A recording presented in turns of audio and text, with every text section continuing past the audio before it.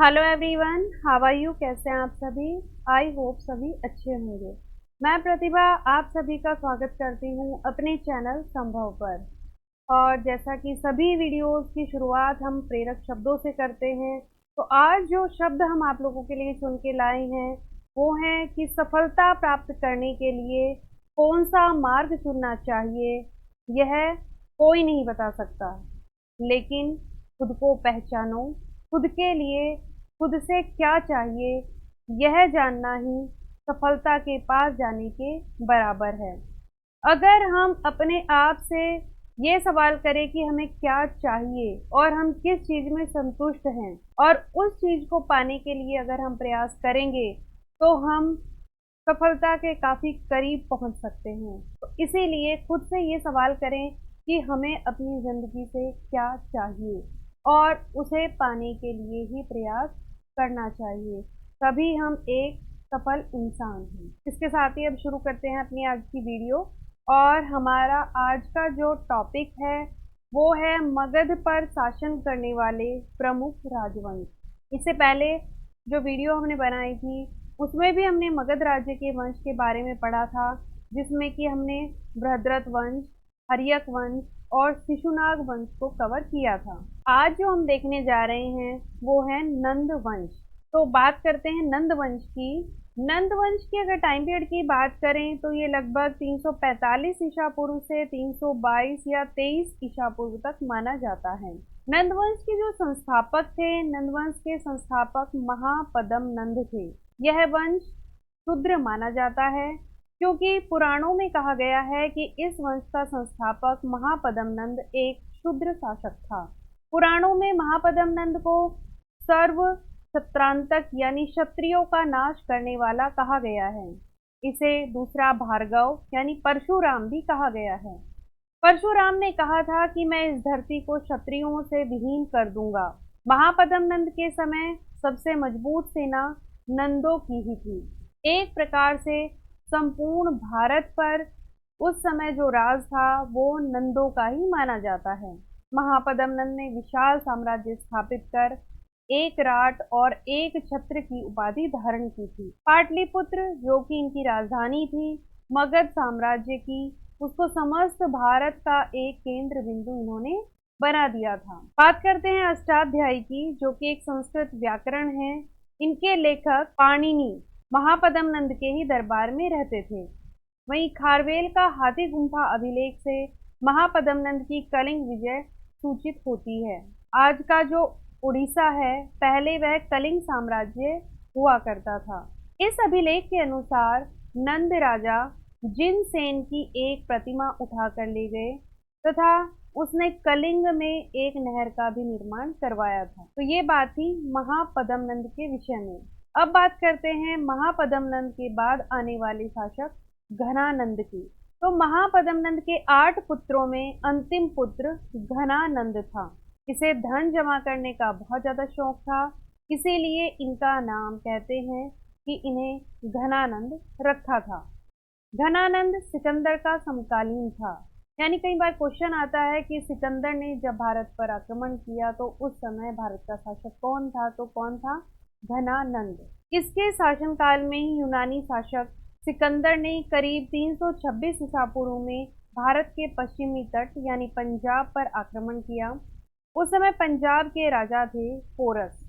उनके साथ सिकंदर का युद्ध होता है, जिसे हाइडेस्पीस के युद्ध या झेलम या विस्तता के युद्ध के नाम से भी जाना जाता है।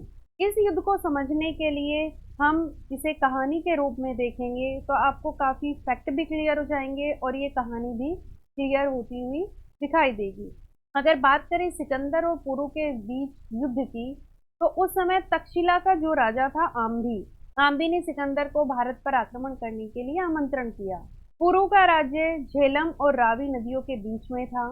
सिकंदर से युद्ध की खबर सुनकर पुरु ने अपनी सेना को भी युद्ध के लिए तैयार कर लिया था। मैं सिकंदर को अपने क्षेत्र का एक भी टुकड़ा जीतने नहीं दूंगा, पोरस ने ऐसा मन बना लिया था।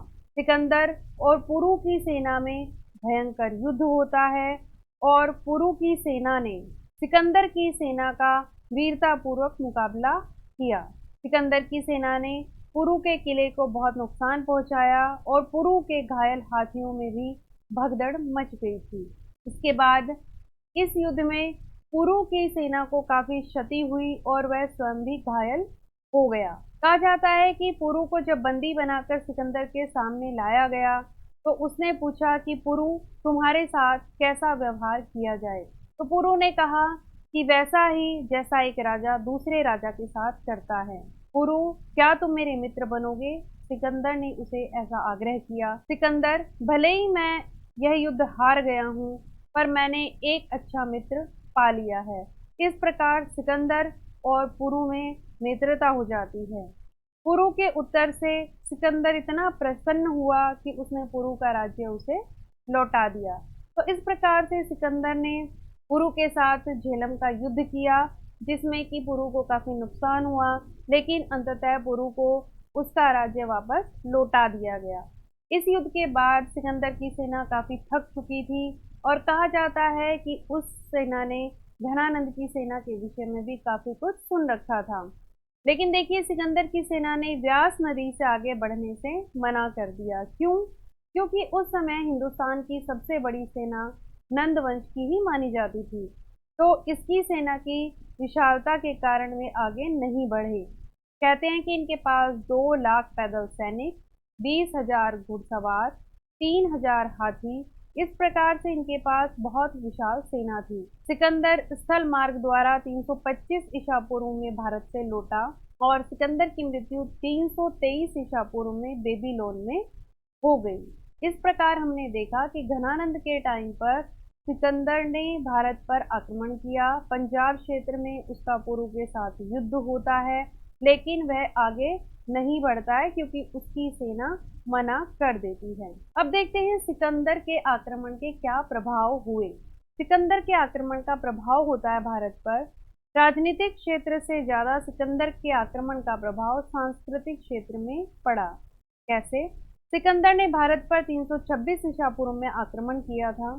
सिकंदर के भारतीय आक्रमण के विवरण से भारतीय इतिहास की तिथि निर्धारण में सहायता मिलती है। सिकंदर के आक्रमण ने भारत के द्वार यूनानी संपर्क और प्रभावों के लिए खोल दिए थे, यानी नया मार्ग उन्हें मिल गया था कि वो अब भारत में आसानी से पहुंच सकते थे। इस घटना के बाद विदेशों से घनिष्ठ व्यापारिक और सांस्कृतिक संबंध भी स्थापित होने भी शुरू हो गए। भारतीय शिल्पकला और ज्योतिष विज्ञान के क्षेत्र पर यूनानी लेखकों का गहरा प्रभाव पड़ा, यानी यहाँ की जो शिल्पकला और ज्योतिष थी वो यूनानियों ने भी सीखी और जो यूनानियों की शिल्पकला और ज्योतिष का प्रभाव था वो भारतीयों पर भी पड़ा। वहीं भारतीय सिक्कों पर यूनानी सिक्कों की निर्माण शैली का प्रभाव दिखाई देता है, यानी इसके बाद जो भारतीय सिक्के ढाले गए उनमें हमें यूनानी सिक्कों से भी प्रेरणा मिलती हुई नजर आती है।